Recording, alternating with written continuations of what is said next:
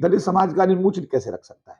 दलित समाज का आदमी जो है मतलब कैसे मटके को छू सकता है? दलित समाज की बकरियां हमारे खेत में कैसे आ गई? दलित समाज का आदमी अच्छे कपड़े पहने कैसे चल दिया? दलित समाज के आदमी ने चप्पल पहन के, जूते पहन के हमारे सामने कैसे निकल रहा है? ये सारी चीजें उसी जातिगत प्रताड़ना का और दुर्भावना का ही परिणाम है, जो कि राष्ट्र के हक में नहीं है। मैं यही कहना चाहता हूं कि संविधान इन सब चीजों की इजाजत नहीं देता है। इसीलिए हमें जो सरकार चलाने की जिम्मेदारी जिन लोगों के कंधों पर है, चाहे वो प्रधानमंत्री के रूप में है, चाहे मुख्यमंत्री के रूप में है, चाहे वो जिला कलेक्टर के रूप में है, चाहे पुलिस अधीक्षक के रूप में है, इन सब लोगों की जिम्मेदारी बनती है कि संविधान का अक्षर से पालन करते हुए उसका अनुपालन अपने अपने जहां जहां भी इन लोगों को जिम्मेदारी दी गई है, अपने स्टेट में, अपने जिले में, जहां भी इनका कार्य क्षेत्र है, वहां पर इन लोगों को संविधान के अनुसार ये आचरण करना चाहिए। और ऐसा है कि जहां कहीं संविधान की अवहेलना हो रही है, उल्लंघन हो रहा है, वहां दोषी लोगों को कार्रवाई करके उनके खिलाफ ऐसा संदेश देना चाहिए जिससे कि भविष्य में इन चीजों की पुनरावृत्ति ना हो सके।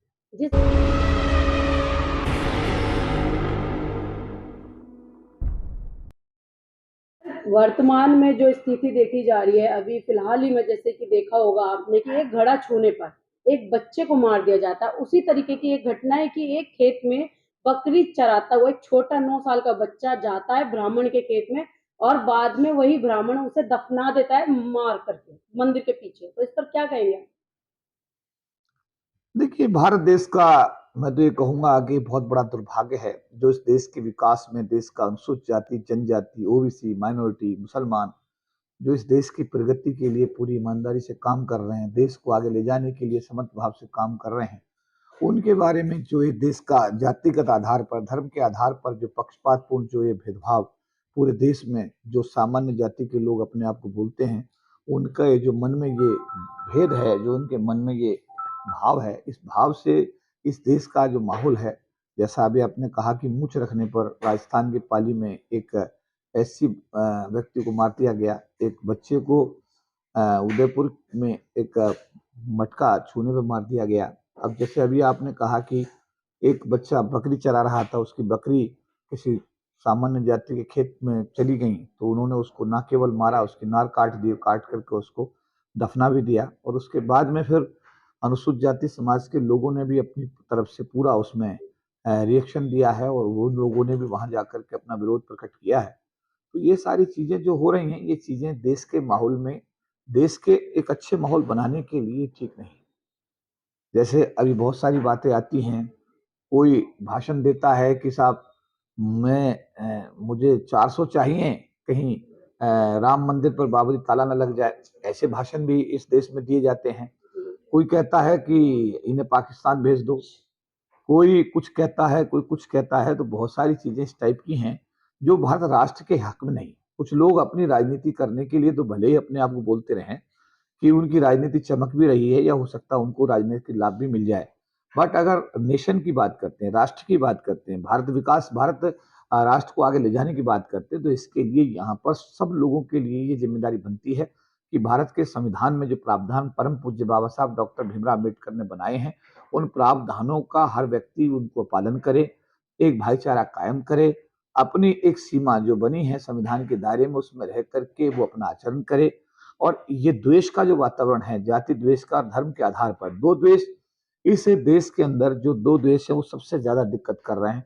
एक जाति के आधार पर जो द्वेष हो रहा है, एक धर्म के आधार पर द्वेष हो रहा है। हालांकि हालांकि द्वेष आर्थिक आधार पर भी है, गरीबी अमीरी का भी एक बीच में खाई है, बट वो इतना बड़ा ज्यादा इतनी बड़ी खाई नहीं है। लेकिन जो जाति के आधार पर खाई बनाई गई है, जो धर्म के आधार पर बनाई गई है, ये हिंदू है, ये मुसलमान है, ये शेड्यूल कास्ट है, ये मैं ब्राह्मण हूँ, ये जो खाई बनी है, इस खाई से राष्ट्र का बहुत बड़ा नुकसान हो रहा है, एक सौहार्द भारत का बिगड़ रहा है। और अगर इसी तरीके से लोगों की सोच रही और इसी तरीके से वो ऐसा जातिगत भेदभाव और धर्म के आधार पर भेदभाव करते रहे, तो निश्चित रूप से आने वाले दिनों में ये भारत राष्ट्र के लिए एक चुनौती होगी। और मेरा एक भारत के जिम्मेदार नागरिक होने के नाते ये आह्वान है सभी भारतवासियों से कि हम सब भारतीय हैं, हम सब लोग भारत की प्रगति के लिए हम लोग दृढ़ संकल्प हैं। और हमको चाहिए कि हम संविधान को आचरण करते हुए, संविधान की जो प्रावधान उनको मानते हुए अपना आचरण करें और भारत विकास के लिए सब मिलजुल करके काम करें। सर, वर्तमान में देखा जाए जिस तरीके से हालात हो रहे कि दलित पिटता जा रहा है, दलित को मार दिया जाता है, लेकिन उन्हीं दलित के बच्चों को अब दफनाया जा रहा है, लेकिन सरकार उस पर भी कुछ नहीं बोल रही है, चुप बैठी है अभी। देखिए, सरकार की मैं तो यही बोलता हूँ कि सुबह को कोई आदमी अपने घर से निकलता है और शाम को अगर ठीक-ठाक वो वापस लौटता है, तो ये उसकी व्यक्तिगत ज़िम्मेदारी, सरकार की ज़िम्मेदारी नहीं है। आप समझे? तो सरकार की जहाँ तक बात है, सरकारें अगर अपनी ज़िम्मेदारियों का निर्वहन करेंगी, तो मुझे लगता है कि फिर भारत के विकास को कोई रोक नहीं सकता। अब जो लोग सरकार चला रहे हैं, वो भी किसी जाति विशेष से हैं। जो जी, चीफ मिनिस्टर हैं, जो चीफ सेक्रेटरी हैं, जो लोग डीजीपी हैं, जो लोग आर्मी में बड़े पदों पर हैं, जो लोग पुलिस में बड़े पदों पर हैं, जो कैबिनेट सेक्रेटरी हैं, जो प्रधानमंत्री हैं, वो भी किसी न किसी जाति से ताल्लुक रखते हैं।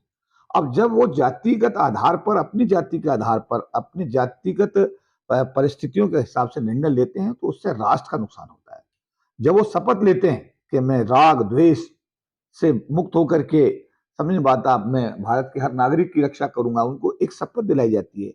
चाहे कोई आईएएस बनता है, यूपीएससी वाला, उसको भी शपथ दिलाई जाती है, आईपीएस को भी शपथ दिलाई जाती है, मिनिस्टर को भी शपथ दिलाई जाती है, एमपी को भी शपथ दिलाई जाती है, प्रधानमंत्री को शपथ दिलाई जाती है। लेकिन शपथ का वो लेने के बाद में कितना उसके साथ न्याय करते हैं, ये एक बड़ा सवाल है। अगर सब लोग शपथ लेने के बाद में संविधान के अनुसार आचरण करें, तो मुझे लगता है कि भारत राष्ट्र एक विकसित राष्ट्र बनने से कोई रोक नहीं सकता।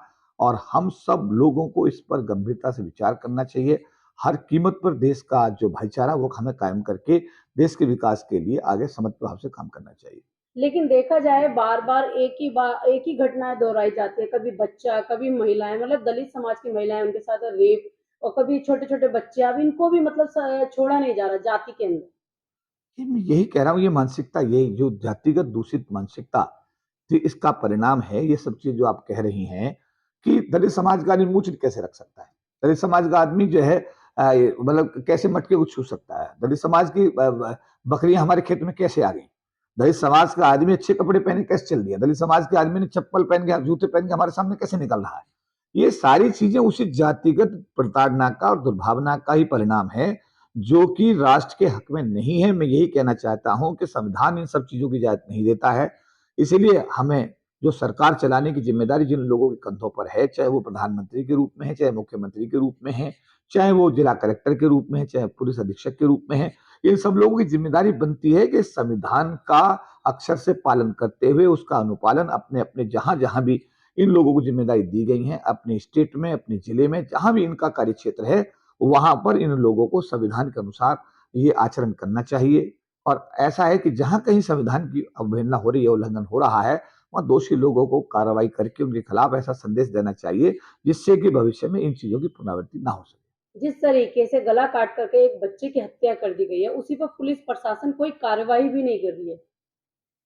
ये दुर्भाग्यपूर्ण है। हाथरस वाले केस के अंदर भी ऐसा ही हुआ कि लड़की की हत्या हुई और रात को पुलिस प्रशासन ने उस पर मिट्टी का तेल जला करके रात के अंधेरे में उसको जलाया। पूरा भारतवर्ष के अंदर तो ये बातें आम हैं। भारतवर्ष के अंदर ये होना एक सामान्य बात मानी जाती है। लेकिन मैं ये कहना चाहता हूँ कि ये मानवता के लिए एक बहुत ही बड़ी चुनौती है, भारत के संविधान के लिए एक बहुत बड़ी चुनौती है। इसलिए ये सब चीजें जो सरकार या पुलिस प्रशासन जो अपनी जिम्मेदारी से भाग रहा है, उनको इसमें त्वरित कार्रवाई करके जो दोषी लोग हैं उनको खिलाफ कानूनी कार्रवाई करके उनको जेल में भेजना चाहिए। कुछ कहना चाहेंगे जनता से? जनता से यही कहना चाहेंगे कि देश का सौहार्द हमेशा बनाए रखिए, भाईचारा बनाए रखिए। हिंदू मुस्लिम दो एक गाड़ी के ये दो पहिए हैं, दोनों का साथ साथ चलना बहुत जरूरी है। अनुसूचित जाति जनजाति समाज का इस देश के विकास में बहुत बड़ा योगदान है। मुस्लिम समाज का इस देश के विकास में बहुत बड़ा योगदान है। सवर्ण जाति के जो दूसरे लोग हैं उनका भी इस देश के विकास में बहुत बड़ा योगदान है। कहना ये चाहूंगा कि भारत के हर नागरिक का भारत के विकास में बहुत बड़ा योगदान है और भारत के विकास के लिए हर व्यक्ति का योगदान होना आवश्यक है। इसलिए जाति के आधार पर, धर्म के आधार पर जो ये भेदभाव है, ये बंद होना चाहिए और सब लोग भारत के स्वतंत्र नागरिक होने की हैसियत से भारत के विकास के लिए समर्थ भाव से काम करें।